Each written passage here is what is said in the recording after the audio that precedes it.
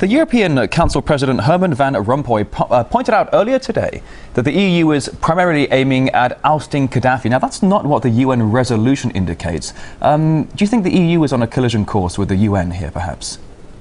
I was very shocked, and I've just been to a private meeting with him of 7 of us from the European Parliament where he repeated that. So it's perfectly clear that as far as Rompuy is concerned, regime change is why we're involved in Libya. What was also surprising was that we'd all seen it to begin with as France, Britain and America getting involved in this, and it now coming under, this morning, a NATO umbrella. But what Van Rompuy made clear was that those countries would not, and in fact could not, have gone to war in Libya without the European Council approving it. So what Van Rompuy is saying is that it's the EU, as much as anybody else, that has started off this war, and that the aim is to topple Gaddafi. And I would have thought that does go against UN Resolution 1973, and I see it as a very surprising development. All right, let's draw some comparisons here, if we may. Back in 1999, NATO bombed the former Yugoslavia for almost 4 months and still introduced ground forces to take full control. Now we hear the reports that 4,000 US Marines are being moved closer to Libya. Do you think, is there really support for another ground offensive? I don't believe there's any support for another ground offensive, and certainly if I talk about British public opinion, we've been told by the Armed Forces Minister, Nick Harvey, in response to a question, what is the length of our commitment? He replied, how long is a piece of string? Well, goodness me, we've had British troops on the ground in Afghanistan now for over 10 years. I don't think there's any appetite for us getting involved in foreign wars where we cannot directly see our own national interests being threatened, and where, frankly, if we go in to support the rebels, we don't even know who they are or what they stand for or what they want. I don't think anybody has thought this through, not just in the context of Libya and ground forces, but hey, what about the Yemen? What about Syria? What about Bahrain? What about Saudi Arabia? I mean, is there really, do Sarkozy or Van Rompuy or Cameron, have they thought about a strategy for North Africa and the Middle East? But when you talk about Yemen and Bahrain, for example, we're seeing protests, anti-government protests, people fighting for the same cause as what we've seen in Libya. Why is it then that Western powers have gotten involved in Libya and not in places like Bahrain and Yemen? Well, look, I mean, you're asking me the question. It's the same question that I want to ask as well. Surely, logically, if we've got ourselves involved in Libya because we're on the side of the rebels and we want to bring parliamentary democracy to Libya, then we have to repeat that in Bahrain, the Yemen, Syria, Saudi Arabia and everywhere else. Do we really have the will to do that? Do we have the money to do that? Do we have the military might to do that? What on earth are we doing? Now, when you talk about the will to do such a regional intervention, talking about Yemen, Bahrain and of course Libya already underway, a lack of will, you say, in Europe, but also perhaps a lack of will in the region against Western powers getting involved when they're not invited.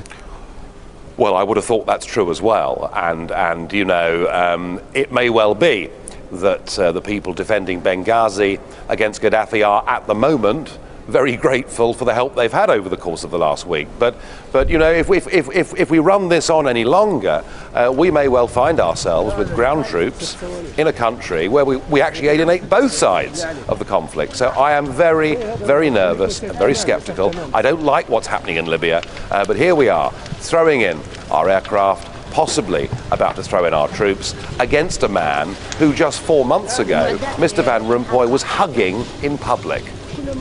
Now, why do you think Mr. Van Rompuy would be hugging him in public? Are we thinking there are some sort of behind closed doors energy dealings going on there, mutually beneficial agreements? Well, quite possibly. I mean, don't forget it was Tony Blair who did bring Gaddafi in from the cold. Peter Mandelson, of course, knows Gaddafi's son well. He's been pheasant shooting with him. He's been on a yacht in the Mediterranean with him. And as I say, there was Van Rompuy in December. I mean, the air is pretty thick with hypocrisy over this, isn't it? We could have singled out other dreadful dictators. We could have gone and attacked Mugabe or chosen all sorts of different places. So I just don't know why they picked on Libya. I don't believe they've thought it through, and if they are going to put ground troops in, then I think they're going to find in all the member states involved in this a real strong level of opposition. So you say you're not entirely sure of the true motives behind this military intervention, but there are many that are saying it's because of the 4% of the global crude oil that comes from the region. Could oil be the factor? Well, I mean, oil is clearly a factor, and oil and business was the reason that Tony Blair did bring Gaddafi in from the cold. So you have to be perhaps careful in life which friends you choose.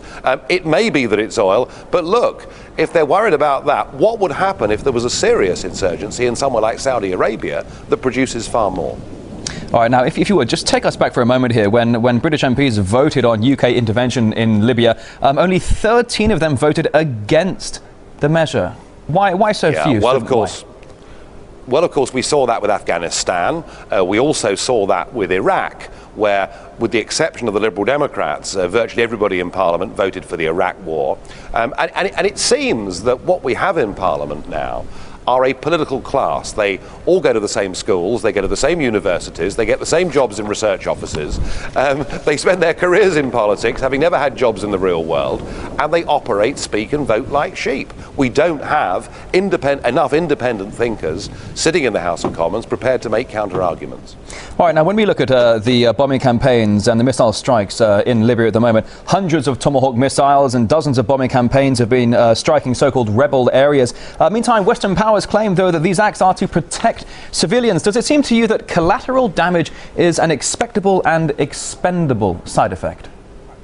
Well, I don't think it matters, how good your missiles are, how up-to-date your kit is. There is no doubt that if you're involved in military intervention, unfortunately, however much you try and pick the targets and select the targets, there is bound to be a number of civilians that get killed in these things. I mean, I think that is just a fact of modern war of this nature.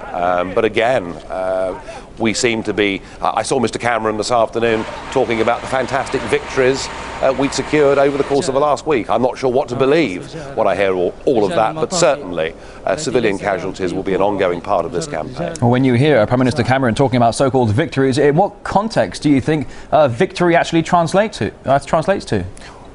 Well, they seem to be measuring success in the number of tanks and armoured personnel carriers and fighter jets that they've destroyed from the air and with missiles. They seem to be saying, look, we've smashed up loads of their kit, they haven't got much of an air force left, we've killed lots of their people, and therefore, aren't we doing well? And doesn't this justify the action that we took just over a week ago? And I'm just not sure the public are ready to buy that. All right, now let's turn our focus now to that of Brussels. The past 2 days of severe protests there as the EU summit has been discussing a possible bailout of Portugal and more austerity cuts in social services there. Do you think with severe austerity cuts taking place around Europe, it's likely to possibly overshadow military involvement in Libya, or, on the contrary, make the public more sensitive to the huge spendings on the Libyan campaign?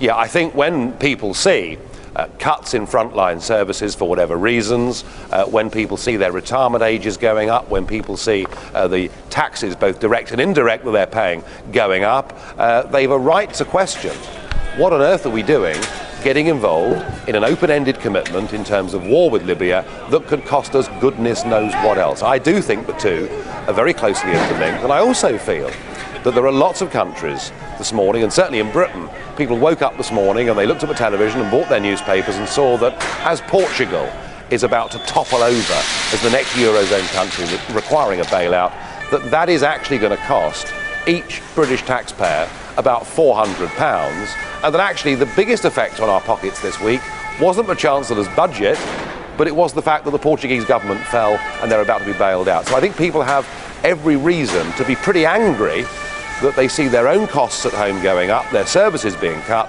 and money being thrown overseas in all sorts of projects that they wouldn't necessarily support. Now, I'd seen those reports earlier that British families will be cashing out about £400 for the broad-scale bailout of Portugal. Is the Eurozone failing, do you think? Oh, listen, the Eurozone, I've been saying for over 10 years that the Eurozone, as it's currently constructed, cannot work. You cannot have countries as diverse and different as Greece and Germany put together in a single economic and monetary union. It won't work, and they can come up with their bailout packages, and they can come up with their plans, and they can keep these countries inside the euro for now. But in the end, all they're doing is building a far bigger and a far worse bust when it comes. And I am utterly convinced that Greece and Ireland and now Portugal and possibly even Spain are now being trapped inside an economic prison, where their democratic voice in terms of general elections can't be heard, where we're going to see increasing violence on the streets, and at some point in time they've got to come out of the euro, re-establish their own currencies, devalue and reschedule their debt. Otherwise they are simply not going to survive.